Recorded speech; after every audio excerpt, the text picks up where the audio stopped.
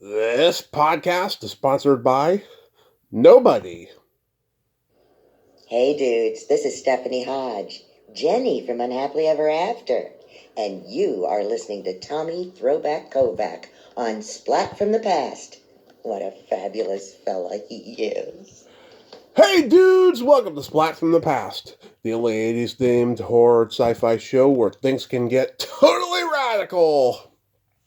Now today, I will be welcoming back my good friend, Stephanie Hodge. God, I lost count of how many times she's been on, like maybe 12 times by now, and I'm not exaggerating.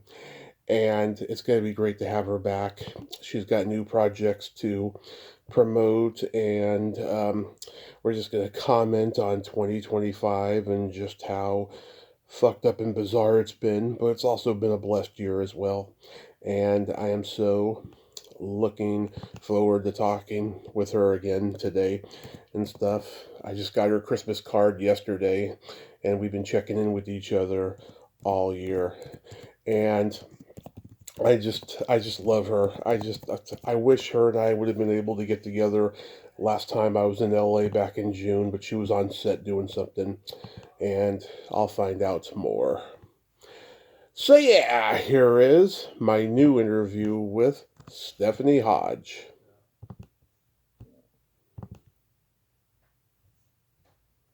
Hey buddy, Hey Steph, welcome back. How are you today, my love? I am good. How are you today? Well, I'm starting to sound like a broken record, but despite the fact that the world is going to hell in a handbasket, I can't complain. I am fucking blessed. True, me too. I feel the same way, man. Yeah, I got your card yesterday. Thank you so much. Oh, good. They were late. Yeah. Well, better late than never. It's a beautiful Christmas tree in the snow. I just loved it so much. Oh, good. I'm glad. Yay. Yeah. How was your birthday and Christmas? It was nice. It was really nice.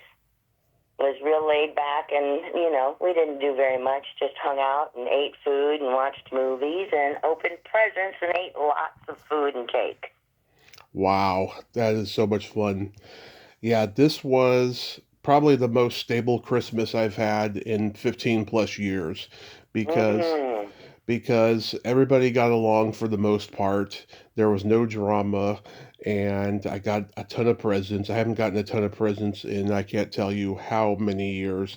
And I got a new VCR with a DVD built in, which was fabulous. Oh, Um, that's great. we have a cluttered house. It's me, my mom, my brother, his girlfriend, my nephew, and Rudy moved in this summer. And he's going through hard times. I hope he finds a place to live and a job soon in 2026. He's driving us crazy, but it's it's a real blessing, is what it is. Yeah, it's wonderful that you can have him. Yeah, yeah. But what a fucking crazy year 2025 has been. We lost so many great people recently. Rob Reiner, God, that was fucking nuts, Oh, wasn't it? I couldn't believe it. It took me like 4 hours of looking it up and Yeah, reading the same thing over and over and over to even grasp it. yeah. Oh my God. I know his stepdaughter, Tracy. She was one of my earliest guests, and she's going through so much right now. She wrote a status the other day where she was just going off on the media, like making up lies and all this shit, and just awful. It was just awful. It's just the worst thing I could think of. And some of the stuff that was said about him, Jesus, come on. Yeah. One decent, amazing human being. And oh, Well, not decent in the eyes of this fucking bastard who's talking shit. no kidding. You know. No kidding. Yeah. I mean, No kidding. And all these people saying things like, well, he said bad things about Charlie Kirk, and, well, so we should say bad things about him. oh No. Jesus You Christ. say bad things about bad people. You don't say bad things about good people. I know. Rob and Carl Reiner, his dad, they changed two different eras of comedy in ways that are still, influencing people today. It's amazing. Absolutely. Just changed. I mean, he changed they changed what character acting is, you know? Right. They really did. Changed comedy in every aspect of its forms, all aspects of it. Every form of it. Directing, acting, writing, everything. I know. I mean, Carl, I mean, he brought him and Sid Caesar and all of them on your shows. They brought vaudeville and the Borscht Belt to sketch. And then, Rob brought, counterculture to sketch and irreverent comedy with the committee. And then later, All in the Family, and just everything he's done has just been amazing. All the great movies he made. Oh my Oh, God, this is Spinal Tap, The Sure Thing, Stand By Me, When Harry Met Sally, Misery, A Few Good Men. I mean, just talented, talented men. and the phenomenal diversity in his talents. Oh yeah, That's just amazing to me. Everything that he could do. You know, it's hard to move out of your genre. I know. You know, I know he surprised me through the years. Like I saw him do things that I would have never expected from him, of all people. no, A Few Good Men blew me away. Just really. It's hard for me to watch that movie. Jack. That's probably the most disturbing role he ever played, even more disturbing than The Shining. I Yeah, am disturbed you're by right. him. I agree with yeah. I am disturbed by him in that movie, big time. Yeah. God. I remember when I was in fourth grade, I want to say, me and my friend, we had to me and my best friend Michael, who's no longer with us, we had to take a speech therapy class, and we had to do some routines to entertain the class. And I taught him how to do Carl Reiner and Sid Caesar's Professor Ludwig von Spacebrain routine. Ah, I taught him that in 3 minutes outside, and we went back in, and we got a huge applause from doing it, I'll tell you. oh my God. Yeah. That's fantastic. You did that. Yep. In third or Oh my fourth grade. God. Yeah. And I mean that, and I loved, his routine with Mel Brooks, the 2,000-year-old man. Oh, that's beautiful. Oh my God. You knew Joan of Arc. Oh yeah, I took her to the prom. Yeah. Oh my God. That's so great. Yeah. I mean, I just I've been like I said, I've been so blessed in my life. Yeah, we lost Anthony Gary. Oh my God, strange guy. Yeah. I mean, he was a strange guy. Robert Redford, one of the giants of cinema. Gil Gerard, who was Buck Rogers. Oh, Patton Oswalt did a hilarious routine about him on his first comedy album. He's talking about Robert Evans, the Kid Stays in the Picture documentary, and he's talking about possible deleted scenes. And he says, Tom Wopat loved the three F's, food, fun, and fisting. And one day he was on his yacht back in 1978 with Gil Gerard, and he turned that unlucky fellow into his personal finger puppet. Quit your belly aching, Buck Rogers. It's only a diver's watch. That's a great routine. Oh my God, that's so funny. I never heard that one. Oh yeah, it's on YouTube. It's classic. That whole I'm gonna first find that and listen to that. that whole first album he did was great. He did a routine about how the steakhouses give you all these offers on like appetizers, and you always wonder, is the steak coming? Because all this food is here. Yeah, lots of great routines on there. We lost and of course we lost the lovely Lynn Marie Stewart, whom you were in Big Top Pee Wee with. Yes, yeah. Oh man. There's just too many. There's just too many. Mm-hmm. She was so positive and uplifting and just a wonderful lady. When I met Just her, so sweet. That's the thing. So mhm, sweet, and it literally lifted you up. yeah. When Literally. I met her in 2018, it was at this Comic Con at the Elks Lodge, very small Comic Con, and my mom had to keep the conversation going because all I just wanted to do was just look at her. I was just like, oh my God, Miss Yvonne, I can't believe it, you know. Oh, And she looked at you, too, when she talked to you. She looked right into your eyes. Yes, and she was doing that just, oh my God, that amazing laugh that she had Oh, too. God, yeah. I was just like, oh my God, it's Missy Vaughn. I never thought 30 years ago that I was going to be talking to her. Yeah. And she came on the podcast twice. We were going to do a third one, but it was like right around the time that Cindy Williams, her best friend, died. And then of course Paul died at that same time. And it wasn't good. I mean, I think she died of a broken heart more than anything. You know, I think she did. I really think she did. Yeah. That's a lot of loss. That's a lot of, Yeah. forever your heart loss. It was. Yeah. We lost all these great people in 25. I heard Dom Irera's not doing so good. No. Yeah, I'm friends with his ex-wife, Lisa Mendy, and she told me earlier this year that he wasn't doing too good. I saw his newest podcast not long after that and stuff. He's got Parkinson's. Oh, jeez. Yeah, I mean, Bad. if you see the first half of a podcast that he does and stuff, he's completely normal, and then all of a sudden the tics start, kicking in, and his slurring and all of that stuff. It's just sad, just really, really sad. That's terrible. Yeah, Oh, he's such a nice man. He's such a good man. it's so fucking hilarious too. Hey, forget about it. Who died and left you, boss?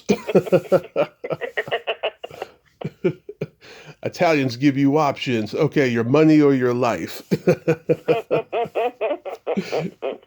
So brilliant. Oh, man. So And Diane Keaton. Diane Keaton, she was another. Oh my God, had such a huge crush on her. Loved her in Annie Hall. Oh my God, it's Oh, my favorite I rom had a com. huge crush on her from Annie Hall. I didn't even know you liked girls. No wonder I love you so much. Yeah. She was just amazing. And then Bridget Bardot. Bridget Bardot, yeah, she just died, a day ago or something.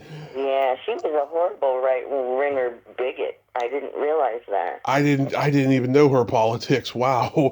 And so many liberals I know were even saying goodbye to her on Facebook. It was so funny because the thing that I posted was from somebody else's Hmm. post, and I can't remember whose I stole. That's terrible to steal somebody's post and not remember. Yeah. But it said, Bridget Bardot died today, a phenomenal animal activist and just a terrible bigot. Wait, how could she be an animal activist and be a conservative? That doesn't make any sense to me. I know, isn't it weird? Yeah. It's very weird. And That- I'm friends with Park. You remember Park Overall? oh, of course. She's been on the show twice. Yeah, oh, that's right. Well, we're friends. And she said on Facebook today, man, if I'd been that pretty, I could have ruled the world. To me, she is pretty. Park is very pretty. Park was always pretty. Oh, yeah. I had fantasies about her when she was in Biloxi Blues playing that prostitute. Yeah, Park's a beautiful person. She's a beautiful woman. Yes. Never thought so, though, but she did teach me how to trim my nose hair. Did you know that? No. Ew, that's gross. I grossed you out? Is that... It's possible sometimes. Oh my God, that's hilarious. What do you make of this Warner Brothers and Netflix deal? Oh, my God, I have no idea what to make of it. There's so many possibilities with it, good and bad. I see mostly the bad. I think it's insidious. I think they're trying to get rid of movie theaters. It seems that way, doesn't it? It Yeah. sure seems that way. And that would be a terrible loss. Yeah. Fuck, I hope not. I love going to the movies. I haven't been to a movie in a few years and stuff. We don't have too many movie theaters up here in Modesto now. We got one and stuff, and it was a pain in the ass trying to order tickets online to go to a movie when we first got here. So I haven't been to one here. It's weird, but Yeah, I don't know. I mean, I hope it fizzles out like when CBS Radford got bought, and then a year later it gets announced that the deal fell through. They were going to turn CBS into a parking lot. I hope that Right. happens. I hope a deal like that happens. I mean, it seems like it's starting to happen. They bought something else and it fizzled out too. Right. I forget what that was. Yeah, me too. I hope it just burns right out because it does. It really feels like they're just trying to get rid of movie theaters.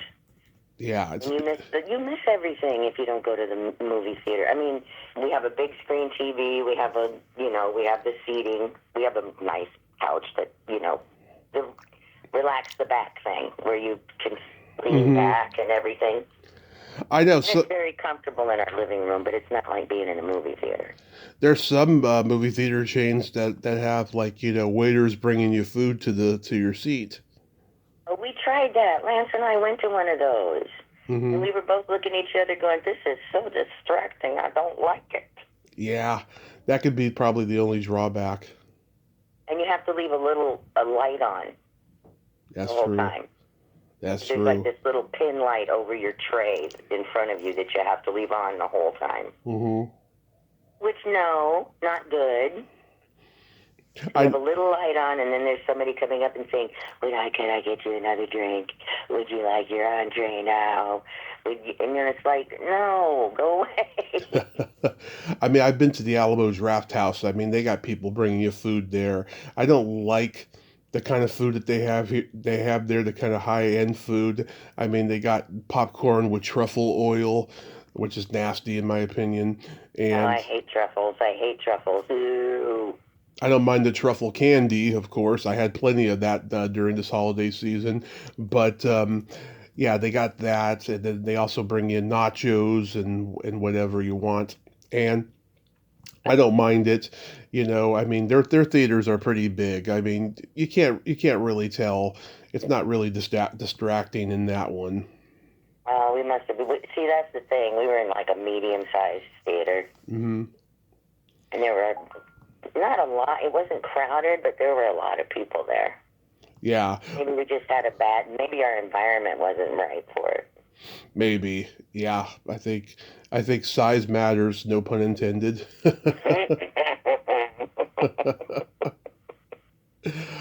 Yeah.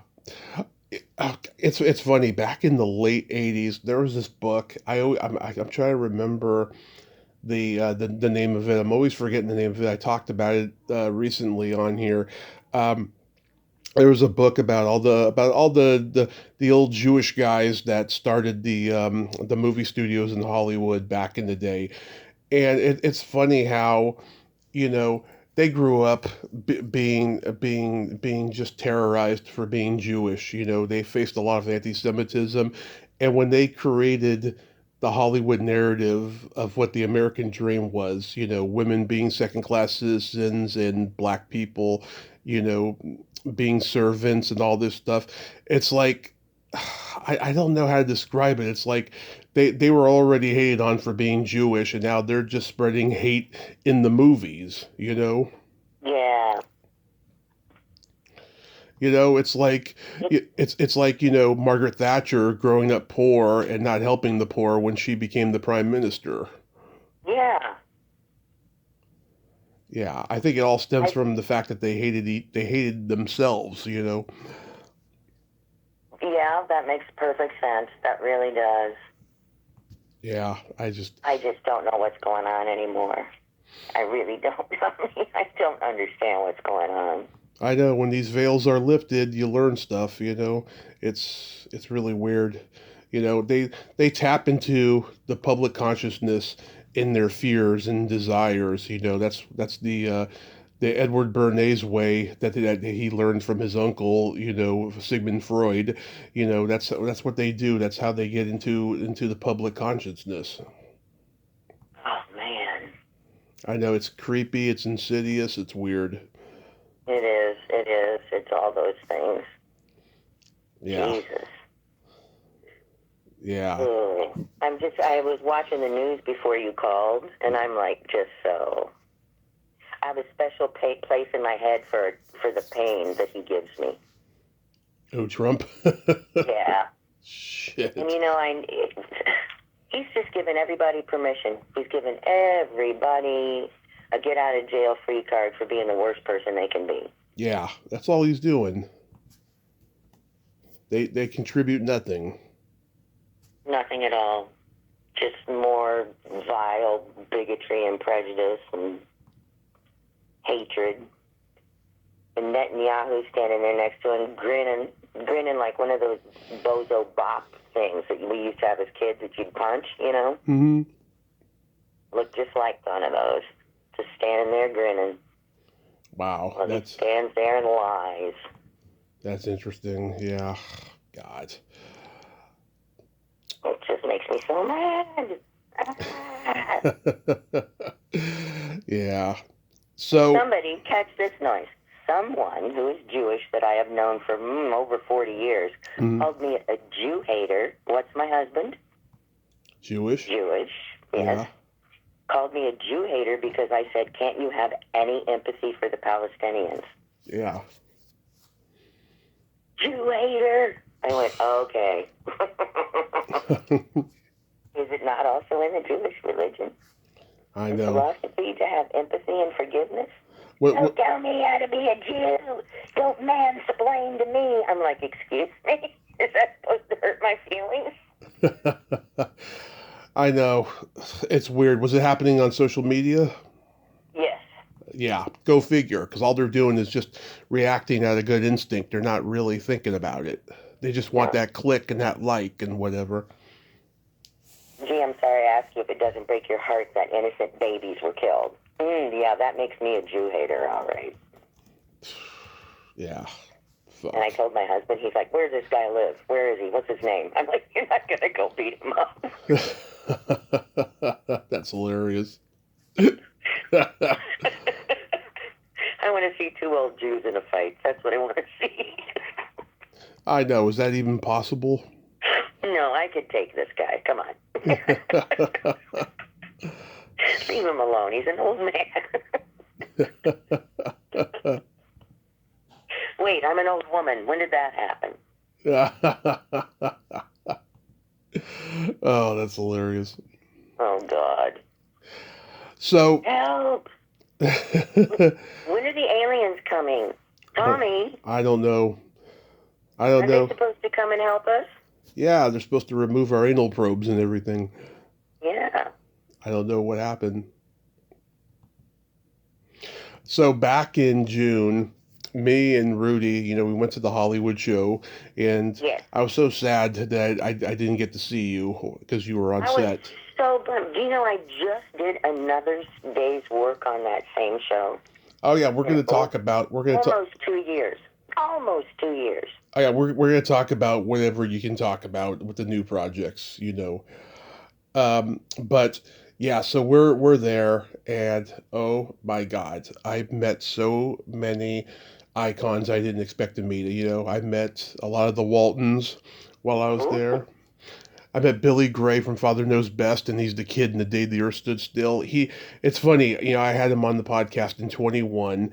I sent him an email about a week before telling him I was going to be there. He didn't respond, and when I saw him, I think he pretended to remember me, but I didn't think he did. I think he's just so old now. He's just, and he did substances when he was younger, so it was wonderfully awkward, and he signed my VHS tape of the Day the Earth Stood Still and everything. That was wonderful. I met Ferris Bueller's parents, Cindy Pickett. Oh my God, I had her on the show last year, and she's so wonderful. And she kissed me, and it was one of the biggest highlights of my life. Oh, that's so cool. Yeah, it was really, really cool and stuff. And I met Barbara Luna, the legendary Barbara Luna. She books. She books the Hollywood show now. She has since the early 90s, after she decided to retire from acting. She'd been in it since she was 6, and she was like, one of the first women to get away with showing her belly button on TV back in the day, And I mentioned, we talked about it on the podcast. We talked about it in person and stuff. And, we posed for the picture, and she let me touch her belly button during the picture. Oh my God. Yes. The look on our faces say it all. It was wonderful. It was just wonderful. And I met so many people that gave me free autographs because it was my birthday. And I spent a lot of money while I was there too. I mean, the Wilson Phillips girls, they were like $70 an autograph, and I had to pay that. Um, Barbara Steele from Black Sunday, the Mario Bava horror movie from 1960, and she was in Piranha. She was charging like $113 for an autograph, and I got it because I had missed her in previous years, at Monster Palooza and stuff. Oh, wow. Yeah. Yeah, that was a lot of money I spent that weekend. I was more than I ever thought. And, Rudy said to me, we can go back again. You don't have to get every single person's autograph, just like maybe, the people you've interviewed, and stuff. And I was like, that is true, but it's hard for me to not go meet somebody and just not get an autograph or a picture. And it costs money, but it's just like, I better do it. Otherwise, I'm not going to have proof later. I met George Wendt years ago at Monster Palooza. I regret not getting an autograph and a picture from him. I thought he was going to live forever. I thought he was going to be one of those fat guys that lived forever, Yeah. you know? Yeah. Yeah. I regret not getting Fred Williamson's autograph or a picture with him and stuff. And I'm trying to get him on the podcast. It's not easy. That guy's a force of nature. Yeah, but it was fun, and I went to a couple comedy shows. Um, Oh, did you see? Christine Blackburn is the host of Storyworthy, this podcast she's been doing since 2010 or 11, and she has a game show version called Story Smash, where all these funny comedians that she has on there go up there and tell hilarious stories, and everyone critiques them and whatever, you know. And I got to go see her. And then Don Brody is a very funny comedian in LA. She has this podcast called HILF, History I'd Like to Fuck, where they talk about a very monumental moment in history, and they find the sexual in it, and it's so funny. She's asked me to come on, but like so many people who have asked me to come on, they never mean it. Like I've had big stars come on this podcast and say to me, "Hey, you want to come on my podcast?" And I say, "Sure." And every time I follow up with them, it never happens. Oh, that's terrible. Yeah, especially the ones who like were alcoholics and are sober now are doing sobriety ones. Those are the biggest ones. I mean, I haven't told them I don't go to AA, right? But maybe they can see that or detect it or whatever. I don't know. But like, I really would like to talk about my journey and talk about the alcoholism part, on their show and stuff. Yeah. I don't know why the fuck they won't follow up. I don't know. I Yeah, don't know. That's weird. it is really weird. Yeah. Like people you work with on shows, and we're just family, and I can just see us spending time together, and then you never hear from them. Yeah. Yeah. Oh, yeah. I mean, there are actors, they do shows and they have this real family camaraderie, and it's very rare that they ever see them again unless they're doing another project or they see them at some event or something. And it could be really sad. A lot of them have told me. Yeah, it can be. I heard when they did Star Trek 3. Walter Koenig, who played Chekhov, yeah, and he was actually at the Hollywood show, and his line was pretty long, and he was charging a lot of money. I wish I would have gone to meet him, but he was charging way too much. I heard when he did Star Trek 3, he he actually went to acting school with Christopher Lloyd, who's in the movie, right? And Christopher Lloyd did not remember him, and they spent many, many nights together just hanging out when they weren't in class. Isn't that weird that he didn't remember him? That is weird. Yeah, That doesn't make any sense. yeah. I have no idea what that's all about. Yeah, it Hmm. was crazy. But yeah, it was a quick trip, 2.5 days or whatever, and it was a quick in and out, but it was the best birthday ever. The only thing I didn't like was the nausea. I was eating a lot of sugar, and it's not good with my Oh. diabetes. But other than that, it was fun. Well, I'm glad you had a good birthday. Yeah. I was so mad I didn't get to be part of it. I was really mad. I know a couple of people had to cancel on me to meet up with, but I did meet up with enough people that I wanted to see. Like my friend Terry Bolo, who's a founding member of the Groundlings. She was friends with Yeah. Lynn, and got to see her. She was the first person I saw when I got to town and stuff. So, yeah, we shall see in the future when I'm coming back, and then we'll get together. Yeah, we will. If they ever finish this project. Are you having more fun acting now than you did when you were younger, or was it better when you were younger? No, I'm having lots more fun now.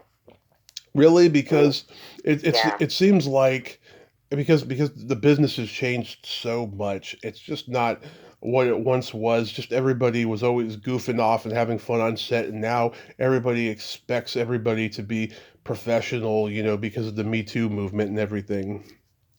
Well, it's interesting because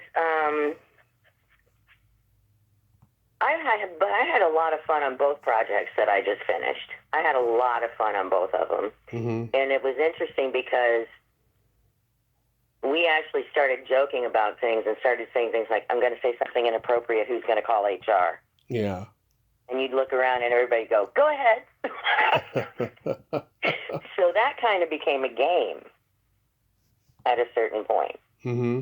That was just sort of a game. And then somebody would say something that could obviously lead into a dirty joke, and we'd just stand there and look at each other and then laugh because we knew, Hmm.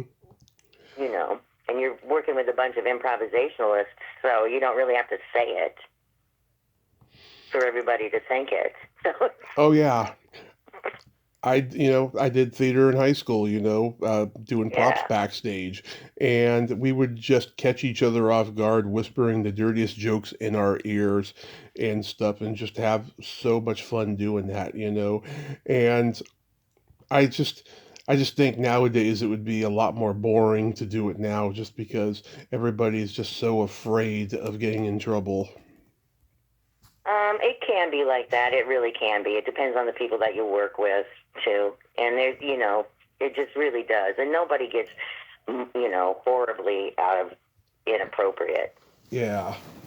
They're just cute little jokes and stuff that we'll say to each other. And it's like I walked by Emily Pendergrass, who's in one of the Groundlings, Hmm.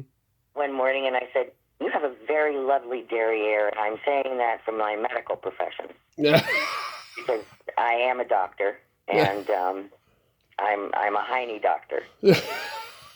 That's And I'm a hilarious. straight woman, and I mean that in no sexual way whatsoever. It's just that your pants look really nice.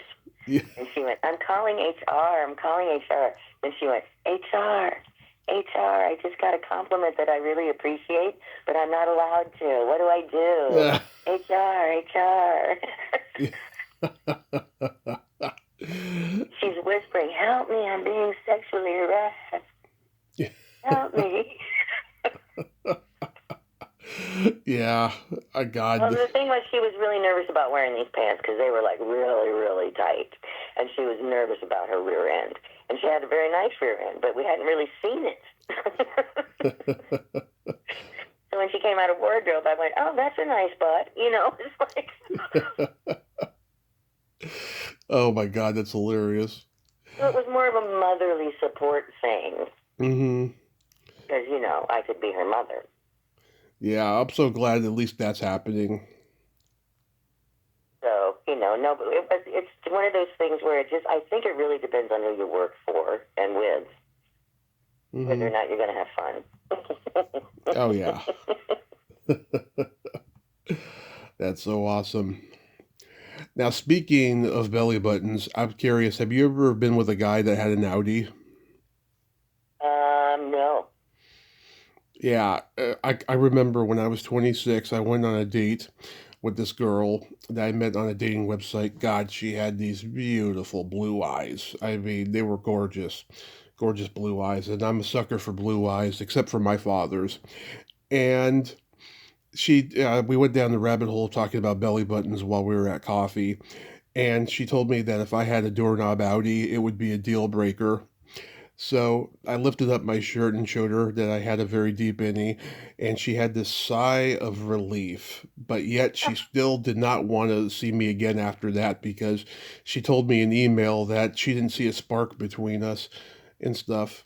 And I remember, and she did the, let's be friends thing, right? I remember I tried to follow up with her on that once, and she never replied me back. So whatever. Oh, God. Literally an outie belly button would be a deal breaker for her. Yeah, that was like one of her big deal breakers. That's kind of petty. It is, but whatever. We were in our 20s at the time. I'm sure she found somebody who had a deep innie that was perfect for her. I hope they had an outie. Yeah. I hope she had to go to therapy and get over it. Yeah. I know. I know. Mine is so deep, I call it the bottomless pit. I remember my daughter's belly button has a star inside of it. Oh, yeah? When they sewed her up, they made a star, a 5-pointed star inside her belly button.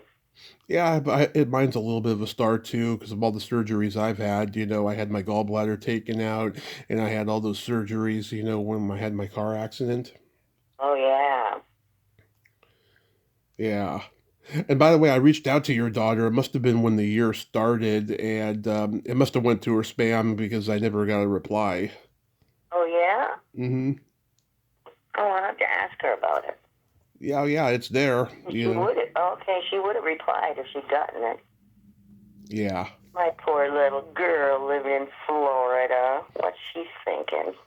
Oh, yeah, that's the worst. Florida is just, oh my God, it's so fucked up right now because of DeSantis. Yeah. Well, that's what love will do. It'll get you to move to Florida.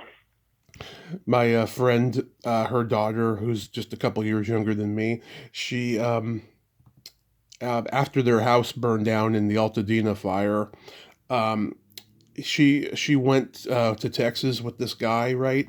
He knocked her up, and she ended up leaving because he's abusive, and her mother's in Georgia, so now she's back living with her, and she just had the baby like a couple weeks ago. Oh. So it could be baby. I love babies. So it could be far more worse than the situation that she's in. That's true. That is true. Yeah. My daughter Harper tells me all kinds of interesting things that happened to her in Florida, and I'm like, well, girl, it's Florida. What do you want? Yeah. If you don't like it, come home. Bring him with you. Yeah. You moved all the way across the country for that man. It's been 3 years. It's his turn. Bring him back. Come on. Come back. Come home. Mm-hmm. Shit. Mother. Mother. I have become mother. Just because I don't mind my own business and I'm full of opinions I share wildly. So. Yeah. I know Florida is near the swamp, as they say. Yep. She's getting in her car one day, big snake drops right out of the sky. She was parked under a tree. Although I do have to say Key West looks beautiful. Key West is beautiful. I worked there for a couple of weeks. I did a special there. Mm-hmm. I liked Key West. It was fun and sunny, and the food was good. And I went swimming every day. I imagine it's a lot of seafood. A lot of seafood. A lot of conch balls, as I recall. Cotton ball? What do you mean cotton ball? What? A lot of conch. Oh, conch ball. Okay. Okay. Conch balls. Yeah, I was there with George Wallace and who else was there? George Wallace. Wow. Oh, he looks like Buddy Holly, and he does the voice of the captain on SpongeBob. Tom Kenny. Tom Kenny, yes. Yes. You know who I just interviewed, and I'm actually dropping the episode on New Year's Eve, is Howard Busgang. Really? Yeah, you remember him? Yeah. Yeah, he's back in Canada. He owns an authentic Jewish deli up in Canada now. Oh, my word. Yeah, and yeah, we were talking about when he was on the HBO Young Comedian special that had all these different hosts in different towns they're from, bringing out the best guy that they feel was funny in each town, and Howie Mandel, had him open for him for years, and so Howie brought him out on that special, and he was so edgy and so irreverent and funny, I'll tell you. Oh, that's wonderful. But then he got into writing for sitcoms. He wrote for Boy Meets World for years. Oh, that's right. Yeah, Geez, the stuff I've forgotten is so a lot. that's Wendy Liebman's husband, Jeff Sherman. He is the producer on that show. Oh, my God. Yeah, Cindy Liebman. one of the funniest ladies ever, and one of the sweetest. And I just wish she'd True fucking. that. I wish she'd That is fucking. true. I wish she'd fucking come on here and stuff. I have a picture, not a really good picture, of the two of us at Rooster T. Feathers back in 2016. Well, she should come on. You want me to threaten her? Sure. I don't. I'm making a note. Threaten Wendy. I mean, she's going on Jeff Dwoskin's podcast and Fritz Coleman and Louise Palankers, who are friends of mine and stuff. And it's just like, why can't she come on mine? I mean, we'd have a blast. I'm going to do it. I'm going to threaten her. I'm going to call Joni and tell her I'm going to call her every morning at 5 o'clock and sing if she doesn't do your podcast. Yeah.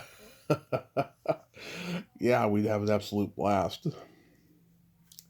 You would. She'd love it. She'd have a great time. I know she's just she has a gift. I mean, she can just come up with 2 or 3 punchlines for every joke, and that's not an easy thing to do. No, that's not. That is a gift. That is a God-given gift. Yeah, I mean, I could just remember things that she said that night at Rooster Teeth Feathers that was just hilarious, and stuff. Are there any doctors in the house? My mother wants me to marry one.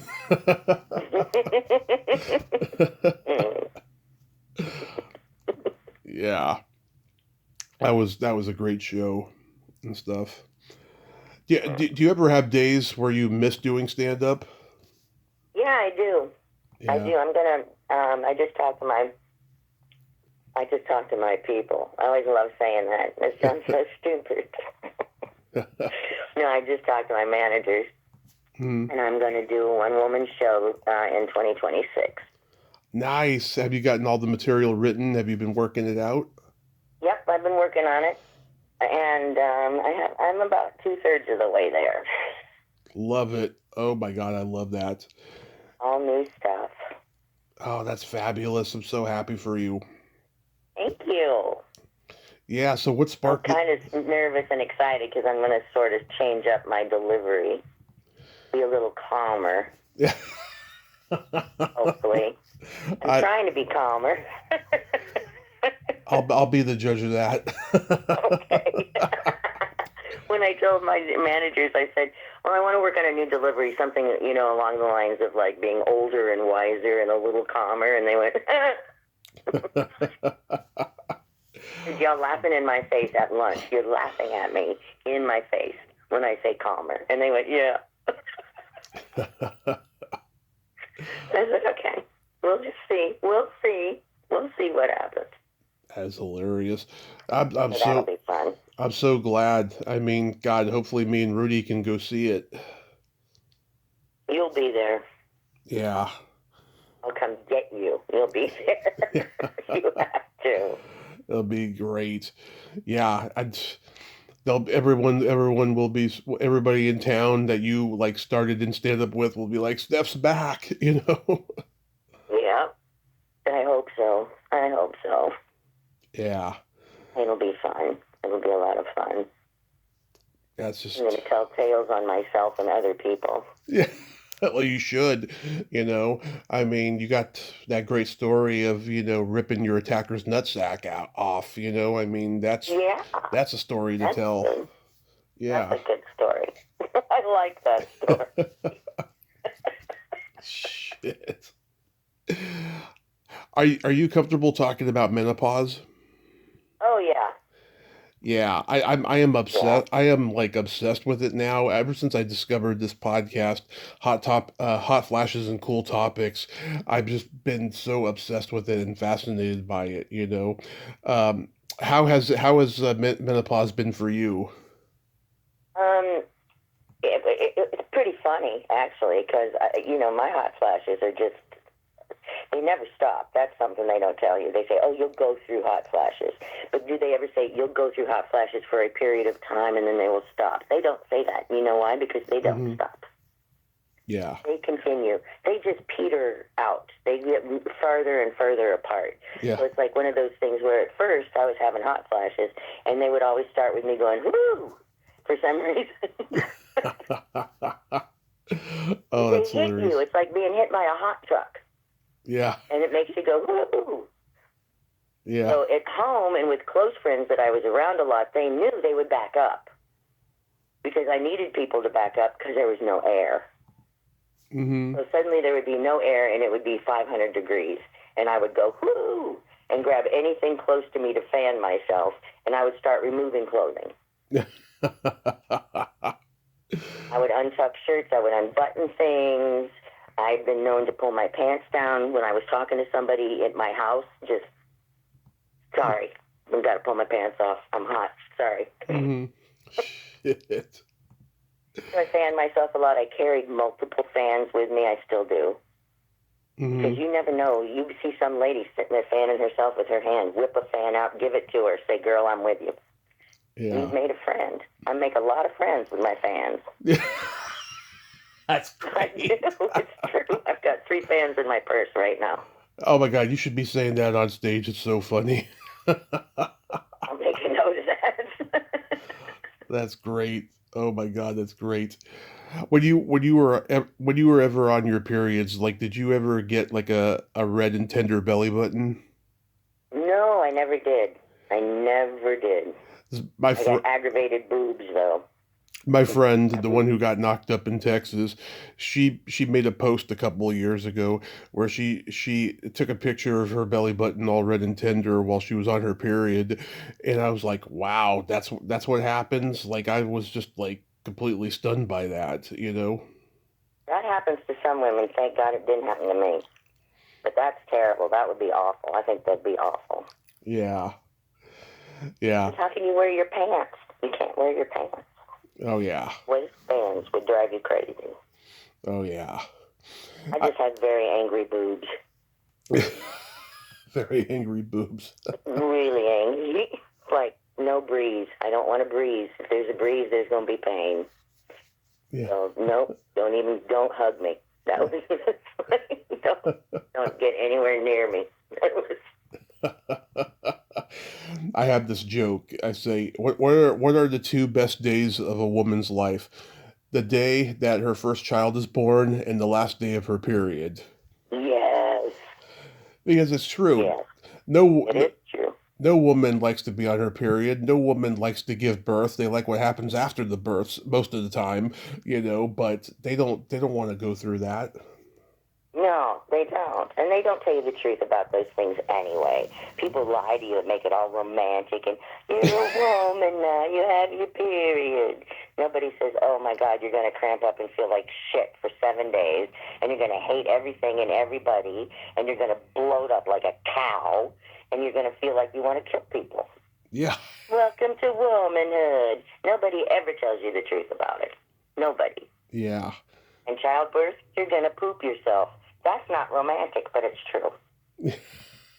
First you poop, then you baby. That's how it goes, but nobody tells you. Yeah. Sometimes it takes 9 months to take a shit. After waiting 9.5 months, because it is actually 10 months, you're pregnant for 10 months. They say it's 9 months, but that's because they don't count the first month because you don't know you're pregnant the first month. That's like saying there's 8 innings in a baseball game. Exactly. So Yeah, many things they don't tell you. of course. Yeah, I don't know who started that, but who knows. Did you hear my interview with Cynthia Stevenson? No, I didn't. I missed it. I have to go back and listen to it. How did Oh it? my God, I fucking love her. I want to be besties with her. She's such an odd free spirit who's game for anything, and she was so much fun. I mean, she completely disarmed me in a way that's very rare for people who have that level of success. She's a peach, man, isn't she? I She mean, well, you just said so, but yeah. She is. Oh my God. I just loved her energy and she was interested in me and everything. I mean, just wonderful. I sent her a Merry Christmas greeting last week and I didn't hear back from her, but yeah, I'd love to get her back on next year to nerd out with me and hopefully I can and Oh, of stuff. course you can. She's just sweet. She's just a good person. Yeah, and she's from the Bay Area like me. Even though she was raised mostly in Canada, which explains where she got her manners from. She's got very Canadian manners, I have to say. And her belly button's in any Audi. She's got an in betweeny. Yeah, she's got a flatty. Oh yeah, you seen it? I did see it because we were on that show together, so I've seen her belly button. Really? Was there an episode where she wore a bikini? No, it's just in the dressing room. Sometimes in costumes. Hmm. Sometimes we had to change at the same time and try stuff on at the same time. Ooh, naughty inside baseball from Steph. I love it. Yeah, she's tiny. She's like a pinky finger. She's tiny. I know I saw a picture of it on Yahoo Images. I was just curious of it. And plus, there's that scene that's in the player where her and Tim Robbins are in the hot tub, and Yes. she was very insecure about being nude, right? So Robert Altman did this thing where when she stood up in the hot tub, the camera backed away and then started going forward again. When she sat back down, it was a genius effect, I have to say. I had no right to be, but I was so proud of her for doing that. Yes, yeah. So And proud of her. well, she did that movie a few years later, Live Nude Girls, where her and Dana Delaney and Layla Robbins and Kim Cattrall and a few others, they're just talking dirty as girls at a bachelorette party all night. And I just love that movie. It's so funny. She told me Dana Delaney has a mouth like a sailor. Yeah.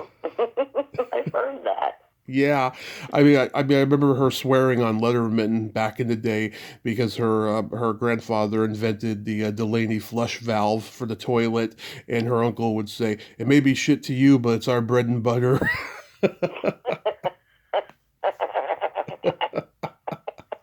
That So, should be on T-shirts. oh yeah, I mean, I believe it. I believe it. Yeah. But she was just so wonderful. Yes, that was one of my favorite interviews of the year. When I do my year in review episode on Wednesday, it's definitely going in. And Oh, I also had Stephanie Kramer from Hunter. She was exactly like Cynthia. I mean, just loved her. oh, that's great. Good. Yes, I was not disappointed by my heroes this year. I'll tell you, Oh, good. it was fabulous. What was your favorite one this year? It was either Cynthia or Stephanie the most. That's great. Good. I interviewed Lucille Ball's daughter, Lucy Arnaz, this summer. That was Oh, that was an odd interview. Like for the first half of it, we're talking about the jazz singer because she was in that remake, which I love, and it was great. And then once we started talking about her mother, the energy kind of shifted because she talks about her all the time. oh, and it was kind of weird, but it was fun overall, you know. And I told her about when I woke up from my coma from the car accident. My mom said later that, you know, I died and went to comedy heaven, and I was there with Lucy and Robin Williams and Joan Rivers and all of that stuff. And she's like, "Well, you are so knowledgeable about show business and comedy. I'm not surprised that Mom met up with you with Robin and Joan." Oh. Yeah. Oh my God. Yeah. It was That's pretty. what I'm afraid of. I'm afraid I'm going to die and I'm going to end up in some green room with all the guys that can't get on open mic. Yeah. uh, the worst it can happen is you could be at the you could be in a green room with that guy that used to perform at the Comedy Store open mic every Monday until his passing, Robert Abravaya. Oh, yeah, that guy. Oh, my God. Yeah. Yeah. I'm sure Oh, someday there's going to be a documentary about that guy because he was interesting. He did the same 5 minutes every week for 40 years, you know. Even when Robin came back to the store after so long, he was like, he's still here, you know. You know, and he wore that same suit, you know, and people would throw things at him and shit, but you know, oh, he God. kept at it, that guy. You know, I followed him on Twitter for a long time. He never gave up, man. He never gave up. And I don't know how Never. he even got to that point too, of schizophrenia. I don't know how it happened. You know, hopefully someday we'll find out. Yeah, that is an odd disease, isn't it? It is. It is. The weirdest thing. It is. There was a period where I thought my mom was having it. Turns out she was just doing pills. Ah. Yeah, but I won't go there. Ah, okay. So, tell me about these new projects, if you can tell me anything. Because I remember last time you brought them up and you're like, I can't talk about them. I'm like, damn it. Well, the first one I can't talk about, I still can't talk about, which is really frustrating because they put out a couple of articles about it. I can tell you what's in the article. I think that's fair game, don't you? Mm-hmm.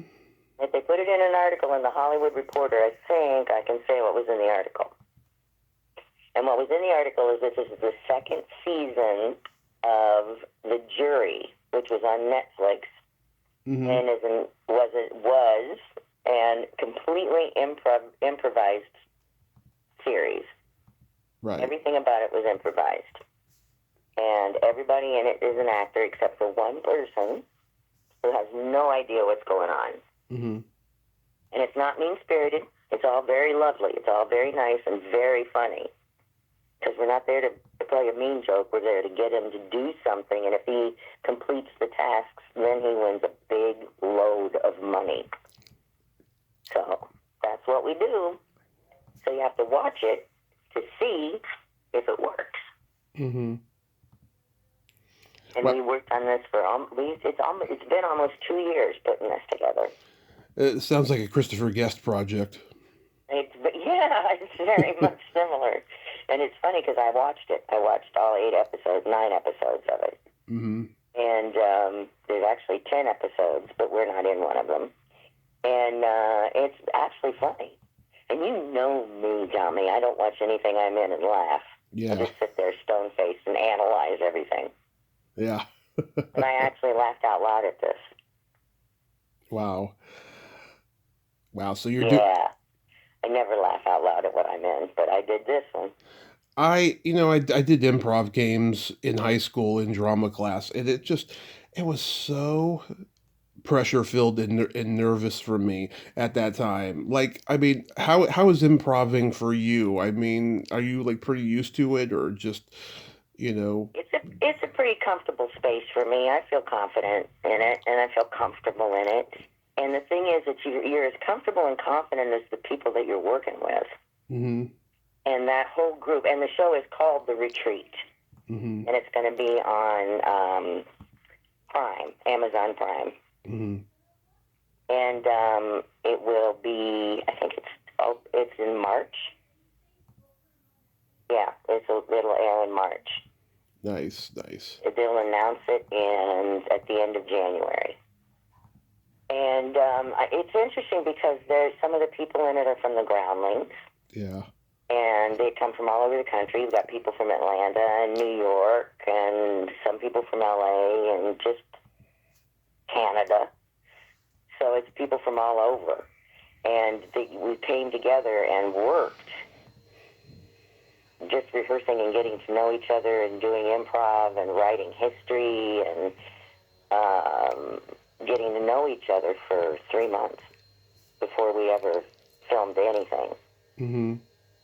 And that was an exercise that I really enjoyed. I really enjoyed creating these characters and getting to know each other as the characters. We didn't call each other by our real names. I didn't even know these people's real names. Yeah. Throughout the whole thing. So it was really fun and it was great. But it was a lot of pressure because you had to keep it going 24/7. It was 24 hours a day, 7 days a week. Wow. You had to maintain this character. And that's something I'd never done before. Mm-hmm. I don't think any of us had. And that was really something because, sometimes you'd be in a situation and you'd start to think, I don't want to do this right now. I have to go to the bathroom and I can't. I love it. Stephanie said, a love of fuck, I want to be Stephanie and poop. I just want to poop. I just want to poop.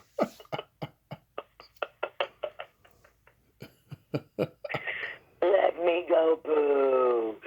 Please, somebody step up here and take this over so I can go poo. What else besides the show? Well, the other one I did is, of course, The Comeback. The third and final season of The Comeback with Lisa Kudrow. Right. Oh, what's she like to work with? Oh, my God, she's a doll. Mm-hmm. She's an absolute doll. She's so easy. I mean, it's just, you're just relaxed and right on point, and everything's easy and sweet and nice. And she's just a doll. She's as down to earth and professional all at the same time as you could possibly hope for. Wow. And she's silly, which is good, because silly is needed. Yes. She comes from the Cynthia Stevenson school of Groundlings. Yeah. And the director was, I have to get his name right because I always got his name backwards. Where is Michael Patrick King? Oh, yes, Michael Patrick King. Yes. And this, one of the things is that was a bucket list for me to get. I wanted him to direct me for a long, long time. And so this was a bucket list for me. Mm-hmm. And I always liked Lisa best off of Friends anyway. Don't tell anybody that. I said that. I never liked the show in general, but she's always been great. I loved her in Romeo and Michelle's high school reunion. Yeah, she was wonderful in that. She's great. Yeah, just playing that airheaded blonde, and she's gorgeous too. I mean, nice body and everything, and that's very rare for a very funny lady, Yeah, she's so pretty. She's really beautiful. Mm-hmm. She really is. And it was just a pleasure to work with her, and it was a pleasure to work for him. And she's one of the producers on the show, so it was like really nice. She would give me notes, and she'd say, honey, would you mind for me? And I'm like, I would do anything for you. You want me to shave my head? I'll do that. That's good. I'll do that. That is so cool. That is so cool. But it was really nice. It was really nice. And I got to work with Tim Bagley, who was very cool. Tim Bagley, yeah. Bagley, yes, I know. I called him Bagley. He went, no, honey, Bagley. And I went, but that insinuates. I was like, is she thinking of Ed Begley? 20 years ago, before I ever knew I wanted to interview people, I used to email celebrities when their emails were public on their website, and I emailed Begley a couple times and got some replies and stuff. I have at least one of them. I don't know what happened to the other one, but he's a very sweet guy. Oh, he is. He's really great. And Ella Stiller is in it.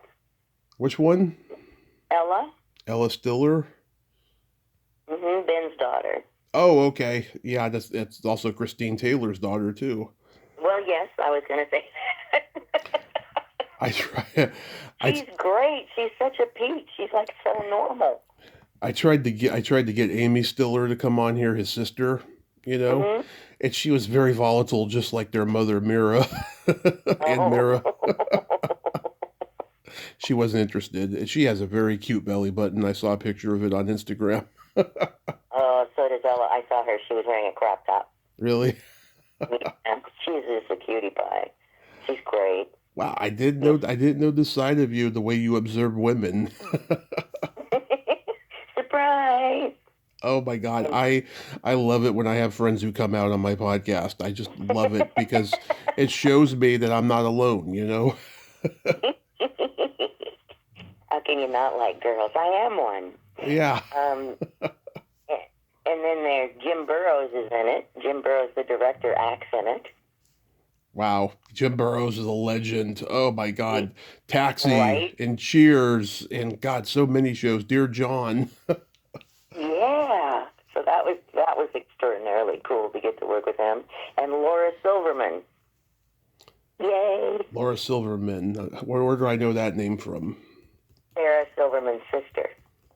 I didn't even know she had a sister that acted. Wow. Yeah, she does. And she's good, and she's funny, and she's so nice. Is she as odd as her sister? Yes, she's odd. Wow, so they come from a very odd family. They must. She's very personable. She's very nice. I don't know. It's funny. A lot of my persona I get from people like Sarah Silverman and like Ali Sheedy in The Breakfast Club. Just the way that they overshare with like no regard for who's in the room. It's just like I get a lot of that from them. I don't know. Frankie.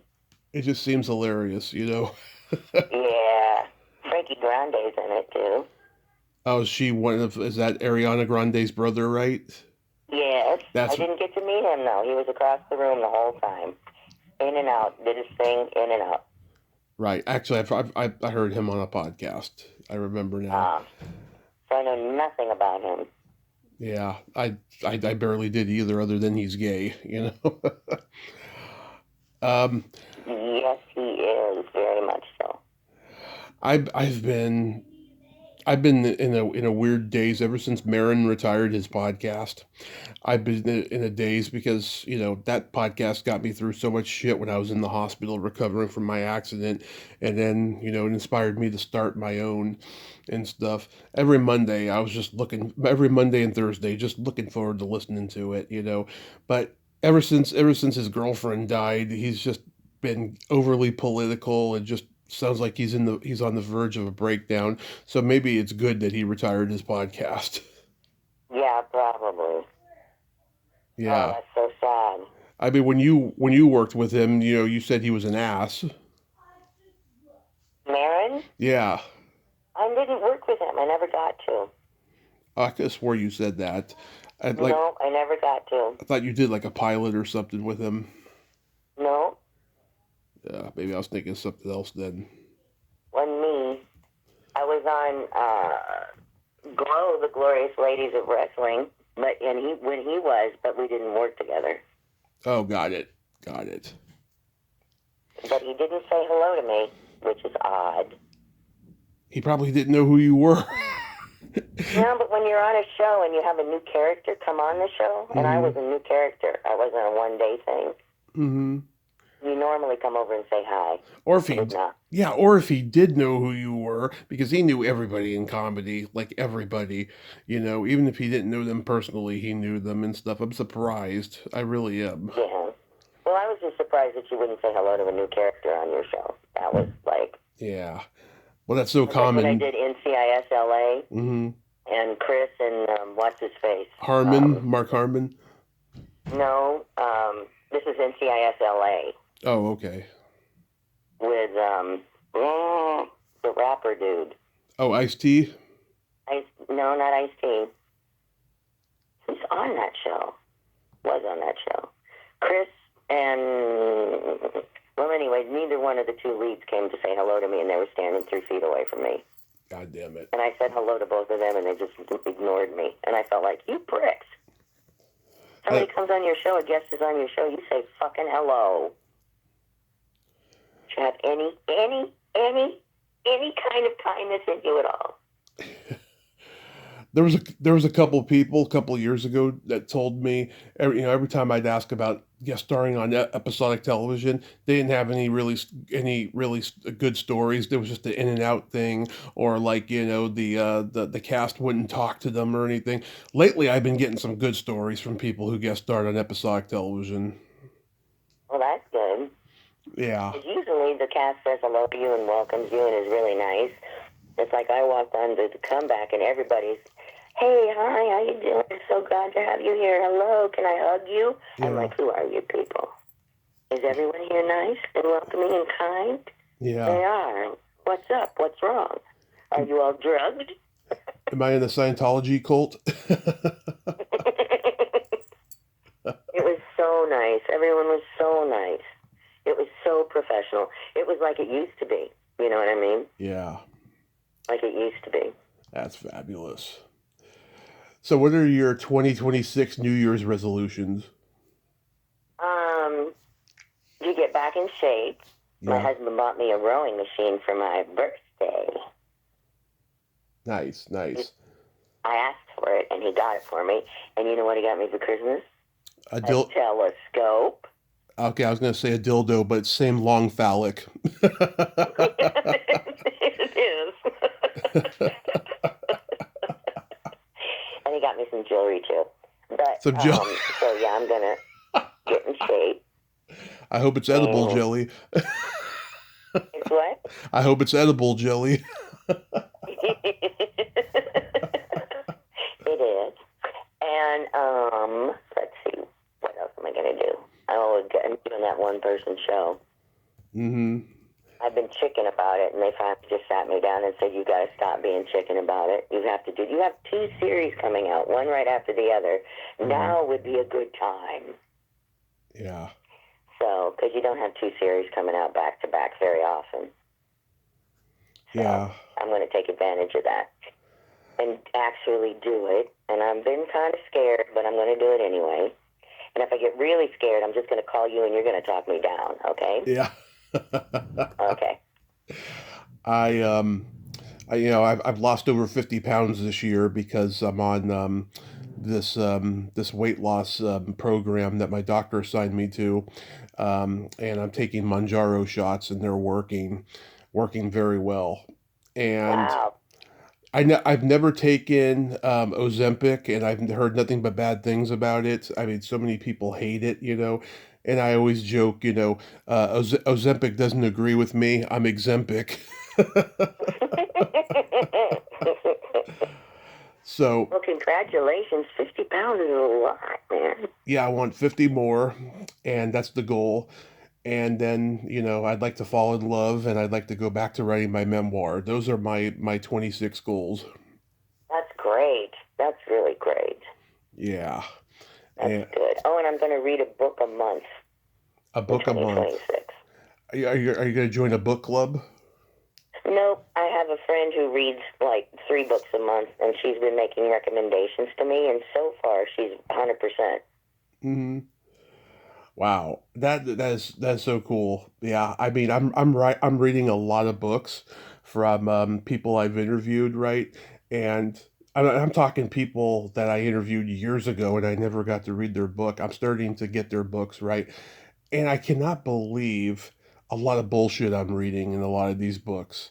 A lot of bullshit that they told me, a lot of bullshit that they're writing, because sometimes I'll find something that I can relate to and I'll bring it up with them, and they'll be just completely closed off about it, and it's really weird. Huh. Mm-hmm. That's bizarre. It is. I just started reading a book called Signs. Mm-hmm. It's the secret language of the universe. What do you think? That sounds like very Scientology adjacent. It says it's a guidebook to and translator of the mysterious spiritual language of the universe. Mm-hmm. Mm-hmm. Interesting. Have you are you gonna read any, like, movie star bios of like dead celebrities, because I recommend those. Those are more truthful than the ones with people who are alive. Yes, I am. Who do you recommend? Oh my God! Let's see. Any book about Natalie Wood is wonderful. There was a book about Gregory Peck that was written years ago, where like they mention the shooting dates of his movies, which is fantastic because you find out how long the movie shoot was, and you're like, God, how does a star like that have a life during filming of that? Um, there's that. God, I can't even think, but those are the kind of like old movie star bios I could recommend. Oh, cool. Thank you. I have Yeah, Howard Stern's book that my dad gave me years ago, Private man, like Parts. 20 years ago. Private Parts. Yes, That's I probably never read it. that's probably the most honest bio ever written by a living human being, because I mean he just goes into dirty detail about you know the childhood that he had and what happened when he was getting into radio, and being fired from this radio job to that radio job because of lesbian dating game and all these things that he did Oh, my God. on his show. Really? Yeah, and you hear him now, and it's just like he's a completely changed, different person because he's been through therapy, he's been through a divorce. It's really interesting, and he's being friends with celebrities that he used to bash. It's weird. Oh, wow. Yeah, Wow. yeah, It's going to be interesting. There's so many people to read about. it is. Oh, here comes my cat. He's going to make a big noise.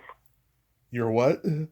My cat. Oh, your cat. Yeah, I got There he is. I got two cats now, and I have my little puppy dog. Oh, what kind of puppy? We call her a Chiweenie dog. She's half weenie and half Chihuahua, and Oh, her name is Abby. I love her. She's a pain in the ass, but I love her. oh, she sounds so cute. She is. Oh my God, just the faces that she makes at certain times. She reminds me of one of the monkeys in The Wizard of Oz with the faces she makes. It's so cute, and our cats are so loving. Our kitten that we've had for the last year, she's finally starting to mature. She's not clawing at everything like she used to. I hope that's permanent and not temporary, because she clawed me pretty bad, I'll tell you, in the last year.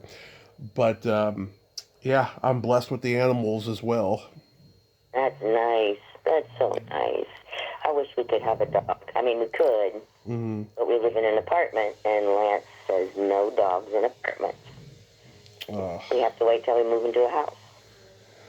I know we finally, when we moved up to Reading, we finally could get a pet. So we got our oldest cat first, and then when we moved into the apartment that we lived in, Modesto, before we bought this house, um, we had the cat and the dog, and now since we've lived in this house, we got three animals. Mom wants more. I'm like, not now, Mom. It's just this. It's too cluttered. This house is too cluttered. We don't need that many right now. That's so nice. It's so nice to have it. I And I know. get it. I mean, you have to have room, and this is a two-bedroom. It's not big enough for a big dog, and we have to have a big dog. We can't have a little dog. Right. I mean, The cat will eat the little dog. This is a big cat, yeah. and it's a big old Russian blue. Yeah, I mean we had cats. We had like stray cats living with us illegally in all the apartments we lived in before here, and Ah, and stuff. Ellen. Because they had no homes. We needed to take care of them, and so we did. And now we got animals. In our very own home. It's amazing. Just a blessing. Isn't it great? It's the best thing on earth. It's wonderful. It is. I can't wait until we have a house again. I hope you get Just don't there. know where we want to be. I don't know where we want to be. Yeah. Don't really want to be here. Did you ever, didn't you have like a lawsuit battle with your landlord or something?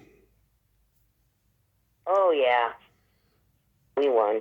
You won. Good. Good. Yeah, because you can't ignore black mold. So Black mold. kind of a little issue, just a little issue. But yeah, we won, and the judge told them, "Don't you ever speak to these people again. You leave this nice couple alone, and you fix that place." Yeah. Was he a black judge? Yeah. Yeah. Sounded like it.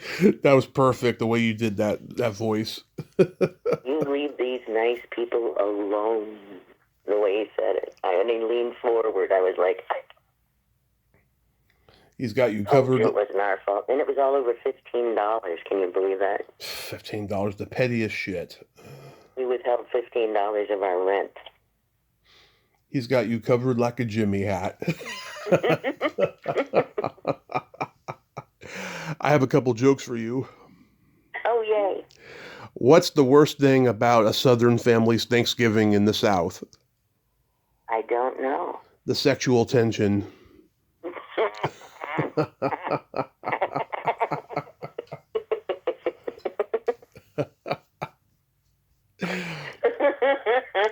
You know why a Rubik's Cube is like a man's dick? No. Keep playing with it, it gets harder.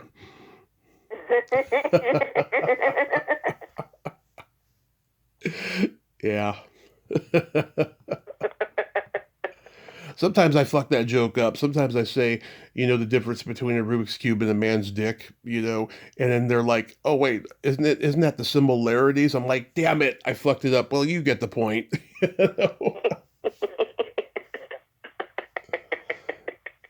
Yeah.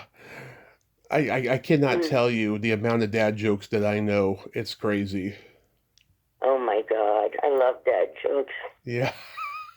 My They're terrible. my late stepdad, he got me into them when I was in high school. He told me about jokes.com, and God, he would just send me some and give me some like all the freaking time. And I remember them all. There's not one I don't remember. Oh, wow. I wish I could remember the jokes my dad told me. He told me terrible jokes all the time. They were hilarious. Yeah. Some of them were, he's like, what do you call a crosswalk? What? An angry pass. And I would just look at him and go, okay. I freaking love it. Yeah, and there's all the various, why did the chicken cross the road? Why did Jesus cross the road? Because he was nailed to the chicken, stuff like that. Oh, my God. That's awful. That is really awful.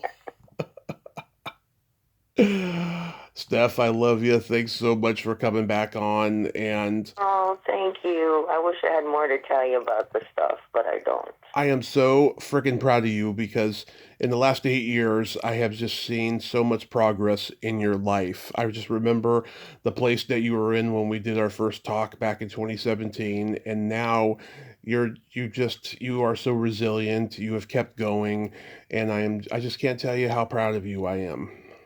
Oh, thank you. That means so much coming from you. Tommy, if it weren't for you, I wouldn't have a lot of the courage I have. So thank you. A lot of the periods. A lot of the courage. Courage. The courage. I'm glad.